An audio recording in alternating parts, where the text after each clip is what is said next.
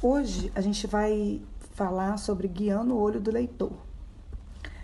A tia vai ler esse texto, depois eu vou explicar para vocês. Vamos lá. Guiando o olho do leitor. Até agora você já aprendeu que a história em quadrinhos é um tipo de arte sequencial.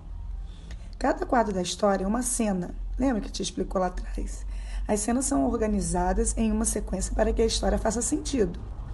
Para a construção da sequência, a história em quadrinhos, o cartunista precisa conhecer e estudar outro importante elemento. Qual é? A direção.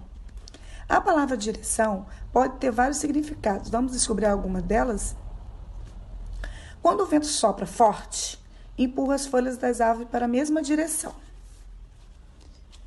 O motorista precisa prestar muita atenção nas direções indicadas nas placas de trânsito.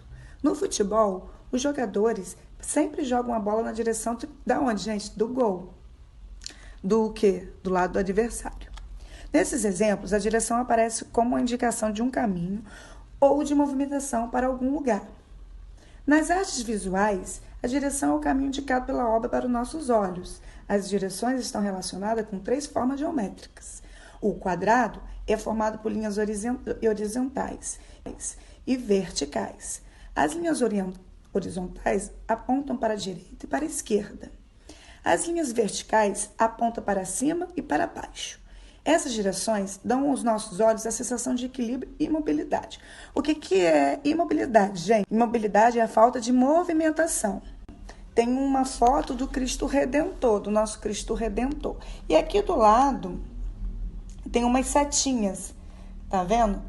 Que está dizendo a direção. O Cristo Redentor é formado por linhas horizontais e verticais. Ó, a gente vê o quê?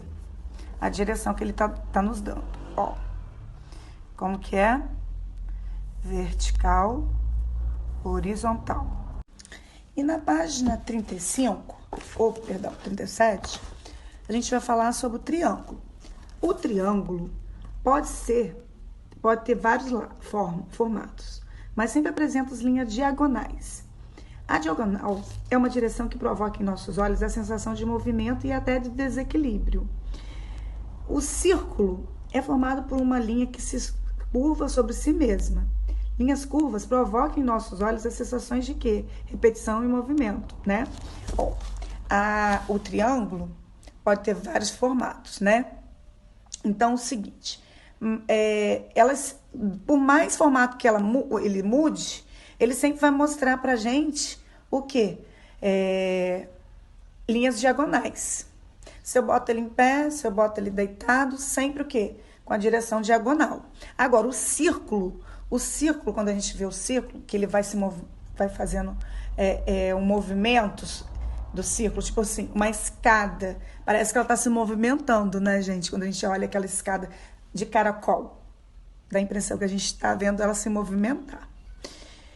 Então, quando um artista cria uma obra, organiza formas para que nossos olhos sigam uma direção.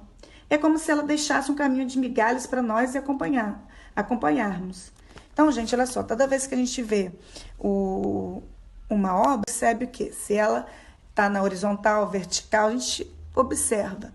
E, geralmente, quando a gente vê uma escada caracol, esse exemplo que a tia falou, parece que ela está em círculos, o quê? Se movimentando. E aquela torre Pisa, parece que ela vai cair, né, gente? Ela tá assim, ó, inclinadinha, né? Então, o quê? Nessa direção de triângulo, né? Parece que ela vai cair, ela tá toda tortinha, né? E ela tá o quê? Diagonal. Dá aquela impressão que ela vai cair. Então, obra de arte tem dessas coisas. Horizontal, vertical, triângulo, círculo, quadrado. Também usamos tudo isso nas nossas obras de arte. E a gente tem que observar bastante todas elas para poder distingui-las, né?